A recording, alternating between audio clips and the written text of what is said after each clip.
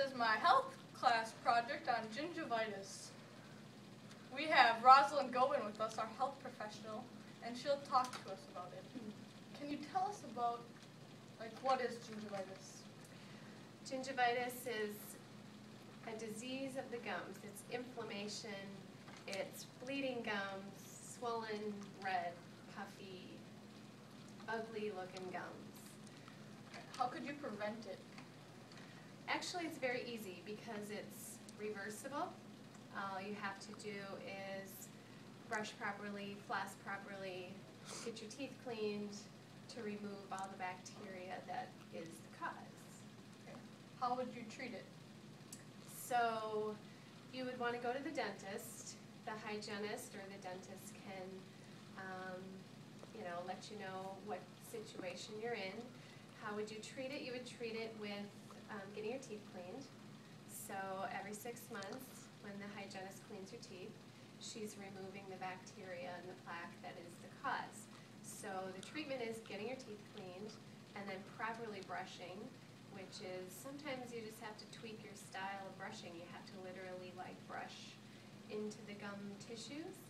You can't just brush the top of the tooth that you chew on. You have to go down to the gum line, get down to the base of each tooth and clean properly. What are some symptoms? The symptoms are really quite nasty. The symptoms are swollen, red, puffy, your gums bleed really easily and they hurt, your gums hurt. So the symptoms are pretty obvious. Like if someone just smiles at you and you see big swollen gums, that's gingivitis. Oh. What are some risk factors? A person who has diabetes is at risk for gingivitis. A person who's wearing orthodontic brackets, which a lot of you kids are.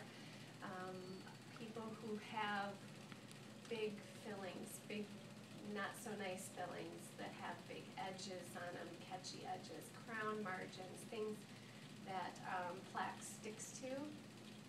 Those are risk factors. Okay. What causes it? Bacteria, plaque, food particles. It's just an accumulation of this sticky film, and everybody has it. So it's just you have to remove it every day, and if you don't, it accumulates, and it multiplies, and it gets thicker, and it can get looking like cottage cheese. It can look so thick, it looks like cottage cheese. I mean, that's what plaque looks like. So then the plaque, therefore, is loaded with bacteria, and the way I like to explain it to people is that plaque, they think it's food. They're like, oh, I just didn't brush my teeth and I have food in my teeth.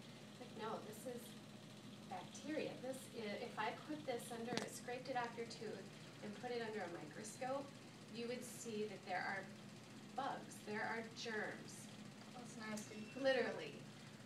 They're moving. They're little germs that are moving, and they eat the sugar, the food particles that we put in our mouth, and then that bacteria, those little germs, excrete their endotoxins. So it's toxins, which really in layman terms is bacteria that goes to the bathroom in our gums. So these little bugs are alive, and it's not until you hear this that it really clicks. So the bacteria in your mouth actually eats the food, goes to the bathroom, that's the toxins that it excretes, and it causes infection in your gums. That is so gross. So that's how I motivate my patients to brush and floss. Do you know anything about the history of gingivitis? That's a good question. When you asked me that, the history of gingivitis. I think gingivitis has been around forever. I mean, gingivitis, this isn't anything new. Gingivitis was probably never really diagnosed. I couldn't tell you the year, but it's been around forever because as soon as you get a tooth in your mouth at the age of 6 months, that's when plaque starts. So we've had gingivitis forever. I don't think dentists and hygienists probably figured out how to treat it though until, maybe 30 years ago. But the history of it is long. But I think if you went back to, say, your grandparents or your great-grandparents, they didn't go to the dentist on a regular basis. They didn't get their teeth cleaned every 6 months. They lost their teeth. A lot of those people are wearing dentures because they didn't get their teeth cleaned on a regular basis, and all that accumulation of bacteria then turns to tartar, and then they've just got gum disease, because gingivitis turns to gum disease, turns to tooth loss. So those people lost their teeth because they never went to the dentist. So the history, it goes way back. We just didn't know how to treat it until maybe 30, 40 years ago. Okay, what is the expected duration? Oh, that you can turn around real quickly. And, me and you, we could have maybe 1 or 2 teeth that has gingivitis right now because we maybe just don't brush it well, or we skipped it accidentally, so I find gingivitis on people like me and you, and I just show them how to brush or where they missed and show them how to floss, and it turns around in just a matter of a couple days. Somebody who has just lots of stuff on their teeth, like I see it every day.